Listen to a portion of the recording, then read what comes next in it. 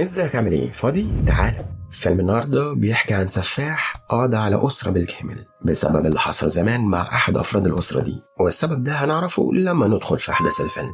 فيلم النهارده بيبدأ في أمريكا مع فرانك وساندرا وهما بيجروا في الغابة بيلعبوا شوية رياضة، وبنعرف هنا إن ساندرا اتجوزت فرانك بعد ما انفصلت عن جوزها الأول ومخلفة منه بنت اسمها ديانا. فرانك هنا بيطلب منها إنها تسبقه على البيت لأنه حاسس بشوية إرهاق وهو يقف يستراح شوية. هي بقى لما بتمشي بتسمع فرانك وهو بيصرخ، ولما بترجع له بتلاقيه مصاب وبيقولها ان في شخص مجنون طعنه بالسكينه. ساندرا على طول بتحاول تتصل بالطوارئ وبتجري تدور على اي مساعده حواليهم، وفي نفس الوقت ده بيظهر سفاح مقنع بيقتل جوزها فرانك قدام عينيها. طبعا بتكون مرعوبه جدا فبتطلع تهرب منه، والسفاح على طول بيطاردها وبيقدر يمسكها علشان يقتلها هي كمان. المشهد اللي بعده بيكون في أحد الشواطئ في أمريكا، بنتعرف على هيلين ودي شغالة كاتبة مشهور، وهي هنا بتقضي أجازة مع حبيبها كيلين. وهيلين ليها أخت تانية اسمها شايلون ودي بقى صاحبة مزاج وعاملة حفلة في كازينو، لكن الشرطة هنا بتوصل على الكازينو لأنهم بيدوروا على تاجر ممنوعات اللي أول ما يشوف الشرطة على طول بيطلع مسدسه وبيضرب عليهم النار، والشرطة طبعا يعني مش بتسكت يعني، فالحفلة بتبوظ وكله بيطلع يجري من الكازينو. بعدها بنعرف ان شايلون عليها ديون كتير لكنها عايش حياتها الليليه ومش في دماغها اي حاجه. بتجيلها هنا صاحبتها اسمها ساره تقول لها ان شركتهم بتتدمر وانها لازم تاخد بالها من تصرفاتها خصوصا الفتره دي. ودي اختهم التالتة من باباهم اسمها ديانا، دي اللي مامتها ساندرا اتقتلت على ايد السفاح المقنع في الغابه. لما بتروح على شغلها بتلاقي رساله لكنها مش بتكون عارفه مين اللي بعت الرساله دي. الرساله محتواها ان هي لازم تيجي علشان تحضر تقسيم الميراث. بعدها بتروح تبلغ جوزها ان هي هتورث وممكن الفلوس دي تكون كتير وتغير حياتهم للاحسن، لكن جوزها بيقول لها ان هو مش هيقدر يروح معاها لانه مشغول. هنا بقى جدتهم بتكون في انتظارها. اول واحده بتوصل فيهم ديانا اللي جدتها بتحضنها على طول وبتقول لها ان هي عارفه ان ابوها كان قاسي عليها شويه، بس هو قبل ما يموت كان بيتمنى ان هو يجمع اخواتها كلهم من تاني. بعد شوية شايلون بتوصل اللي ريحة الكحول والممنوعات بتكون مفحفحة منها، وبتتكلم مع أختها ديانا بشكل مش لطيف خالص، يعني سكرانة يا عزيز هنعمل إيه؟ وبتقول إن هي جاية هنا علشان الورث بتاعها يعني وبس. جوز ديانا هنا بيحاول يتصل بيها علشان يطمن عليها لكنها مش بترد عليه، فبيندى بعدها على صاحبه علشان يمشوا من الشغل مع بعض، لكنه مش بيرد عليه هو كمان. هو بيسمع بعدها صوت استغاثة، ولما يروح على الصوت بيلاقي صاحبه وقع على الأرض ميت. هو بيظهر له المقنع السفاح وبيقعد يطعنه شوية طعنات لحد ما يقتله. بعدها بيطلع موبايله وبياخد صورة معاه لأنه شكله ناوي كده يعمل ألبوم صور من الضحايا بتوعه. نرجع بقى للبنات اللي هتورث. بعد ما وصلت أختهم التالتة هيلين بيبان عليها إن هي مش مرتاحة وعايزة إجراءات الميراث دي تخلص بسرعة، عايزة تاخد نصيبها من الورث وتمشي على طول. وبنعرف هنا من المحامي إن أبوهم سايب لهم كام مليون كده وبيت كبير في أمريكا، وهما هيقعدوا مع بعض فترة لحد ما يشوفوا مشتري للبيت. بعد شوية شايلون بيجيلها تليفون من صاحبها اللي في الكازينو، بيتصل بيه علشان يطمن عليها ويعرف هتيجي امتى، لكنه مش بيلحق يا اسطى لأن باب الكازينو بيتفتح وبيدخل السفاح يهجم عليه على طول. نرجع بقى للإخوات التلاتة وهما بيدخلوا البيت وبينبهروا من جماله، وكل واحدة فيهم بقى بتفكر البيت ده لو اتباع ممكن يجيب كام. بعد شوية هيلين بتروح تكلم دانا وتعتذر لها على معاملتها الوحشة ليها زمان، لكن دانا بقى شكلها شايلة ومعبية فمش بتقبل اعتذارها، وبتقولها ان هما متجمعين هنا بس مع بعض فترة قصيرة وكل واحد يرجع لحاله. وشايلون هنا بقى بتدخل على كل أوض البيت هي وصديقها جاستن، بيكونوا شايفين انه بيت مميز وفخم جدا وممكن يعملوا فيه حفلاتهم. نروح بقى للسفاح اللي بيكون عارف كل أسرار العيلة دي، بيكون معاه صور ليهم وبيقعد يجمع في معلومات عنهم أكتر. نروح لاسم الشرطة بقى لأن هم شاكين في شخص اسمه جورج، لأن جورج كان على خلاف مع ولد البنات على فلوس، لكنهم بقى بيتفاجئوا لما يروحوا الزنزانة بتاعته ويلاقوه مقتول في مكان حجزه، وبيلاقوا هنا مكتوب على الحيطة إنه مش هيمشي بقاعد حد، لا وهو كمان اللي هيحط القاعد اللي هم هيمشوا عليه. هنا بقى بيتأكدوا إن هم بيواجهوا سفاح ذكي جدا. نرجع لدانا هنا وهي بتندى على اخواتها لأن هي لقت في أوضتها صندوق عالي قلب.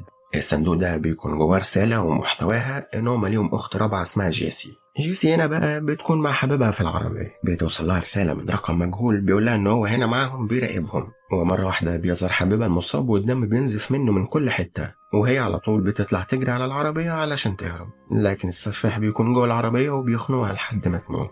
نرجع لدانا اللي بتلاقي ألبوم صور ليها هي واخواتها في الصندوق، وبتلاقي كمان رسالة تانية محتواها ان في لغز في البيت لو حلتوه هتوصلوا لمبلغ مالي كبير بالإضافة للميراث، بس هما لسه طبعا مش فاهمين ايه اللغز ده عبارة عن ايه. المشهد اللي بعده بيكون مع الضابط والدكتور. الدكتور ده بقى كان الشخص الأخير اللي وصلت ليه جثث فرانكو ومراته ساندرا، وبنعرف هنا منهم ان ساندرا كانت حامل قبل ما تموت، وبنعرف ان هي حامل في ولد وولدته كمان قبل ما تموت بفترة قصيرة، لكن محدش يعرف المولود ده فين. الكلام ده بقى بيكتشفوه في ألبوم الصور. بس هيلين هنا بتقول لهم ان هي مش عايزه تحل الغاز وعايزه الميراث وبس، واول ما تروح اوضتها بيقدر السفاح يوصل لها ويقتلها. بعدها على طول بتدخل شايلون علشان تلاقي اختها ميتة على الارض. ديانا هنا بتكون عايزه تكلم الشرطه، بس شايلون بتمنعها لان لو الشرطه عرفت مش هيقدروا يقعدوا في البيت ولا هيحلوا اللغز ولا هيوصلوا للفلوس. الشرطه هنا لما بتوصل على الكازينو بتلاقي جثه صديق شايلون متعلقه بحبل في السقف. نرجع لديانا اللي بتكون خايفه وبتعيط من اللي بيحصل معاها ده، فبتقرر بعدها تكلم جدتها وتقول لها انها تيجي تقعد معاهم شويه. جدتها هنا وهي بتكلمها بتحس ان حد بيخبط على باب الشقه. لما بتروح تشوف مين مش بتلاقي حد، فبترجع تاني تكمل مكالمتها مع ديانا. ايوه زي ما جه في دماغك كده يا عزيزي، الدور اللي جاي على جدتهم. فجأة النور بيتقطع والسفاح بيكون موجود طبعا، وهي اول ما تشوفه بتقعد تصرخ وتطلع تجري على طول، لكنها مش بتقدر تروح بعيد وبيقدر يمسكها ويقعوا في حمام السباحة. والسفاح بقى مستمتع بتعذيبها لحد ما يقرر ينهي حياتها. ديانا هنا بتلاقي صندوق أحمر، لما بتفتحه بتلاقي صورة للجنين اللي كنا بنتكلم عنه من شوية. في نفس الوقت ده النور في البيت كله بيتقطع. أيوة بدأت تفهم، دي علامة وصول السفاح فعلا يا عزيزي. بتتجمع ديانا مع أختها شايلون، وجاستن برضه بيكون معاهم. لما بيحسوا بالقلق جاستن بيمسك السكينة ويقرر يروح يشوف فيه، لكنه غصب عنه بيضرب كيلين صديق هيلين. جاستن طبعا بيحس بالذعر والخوف وبقى يكلم نفسه ومش عارف ايه اللي خلاه يجي اصلا مع شايلون، وبيدخل الحمام بعدها وبيقفل على نفسه. وهنا بقى بيدخل السفاح المقنع على جاستن اللي بتكون نهايته في الحمام. بعد شوية شايلون وهي بتدور على جاستن النور بيتقطع للمرة التانية، وديانا هنا بتحاول تاخد كيلين المصاب ويطلعوا يهربوا، بس كيلين بقى بيكون عايز ينتقم لحبيبته هيلين، وبيرجع علشان يواجه السفاح اللي بيكون في انتظاره. وبيثبت السفاح ايده على الحيطة وبيقول انه دوره جاي بس مش دلوقتي. نروح لشايلون اللي فاكرة نفسها قدرت توقع السفاح في الفخ هي عاملاه، بس مش بيحصل والسفاح بيهجم عليها بالفاس.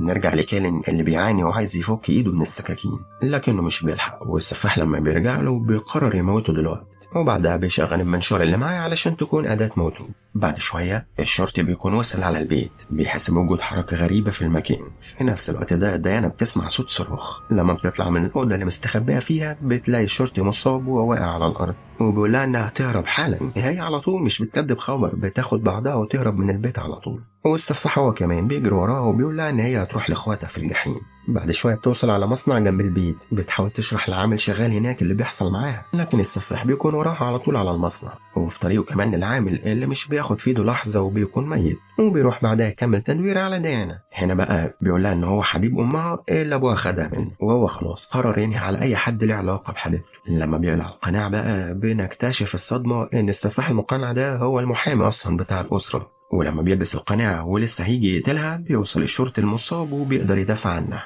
والسفاح طبعا بيواجهه بالفاس بتاعه، لكن في اللحظة دي ديانا بتهجم عليه وبتضربه، وبعدها الشرطي بيقعد مع ديانا في انتظار الدعم، وهم قاعدين بيستراحوا فاكرين طبعا ان هم خلاص قضوا عليه.